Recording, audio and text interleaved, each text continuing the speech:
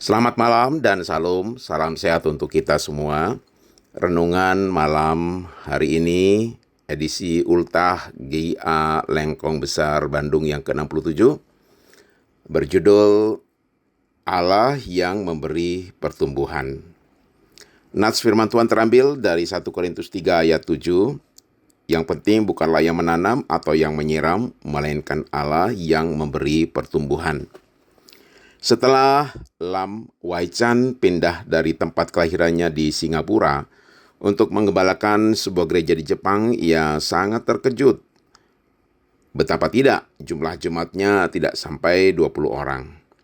Di dalam negara yang terkenal sebagai kuburan bagi pelayanan misi itu, dengan hanya sekitar 1% penduduknya yang beragama Kristen, dan banyak pula gereja yang kosong. Lam merasa seperti mengambil alih kemudi kapal yang hampir tenggelam. Saat berseru kepada Allah, ia merasa menerima suatu jawaban dan pesan, "Persembahkan kembali gerejamu kepadaku." Alih-alih memperbaharui ibadah atau musik gerejanya agar lebih menarik, Lam meminta jemaatnya untuk berdoa bagi kebutuhan mereka, anggota keluarga, dan teman-teman mereka yang belum mengenal kepada Yesus. Perlahan-lahan anggota jemaatnya bertambah 2 kali lipat dan juga semakin bertumbuh.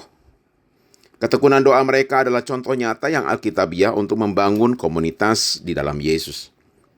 Pertama-tama berdoalah, janganlah hendaknya kamu khawatir tentang apapun juga, itu tulis Paulus.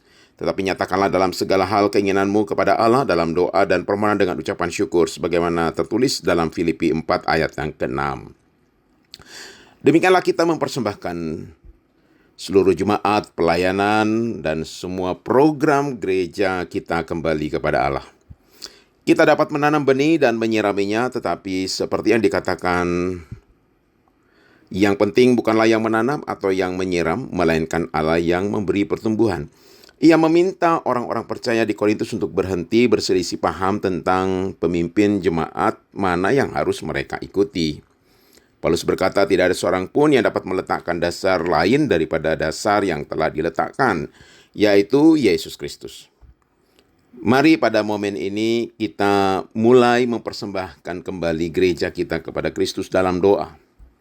Dan mari kita akan nantikan dan lihatlah hasilnya. Demikian kata Patricia Raybon. Di momen ulang tahun Gereja Isa Al-Masih Lengkong Besar yang ke-67, tidak ada kekuatan siapapun yang menjamin, tetapi kita percaya bahwa Tuhan yang memiliki gereja, dan gereja ini juga harus dibawa kepada Tuhan sesuai dengan kehendak-Nya. Selamat ulang tahun bagi kita semua.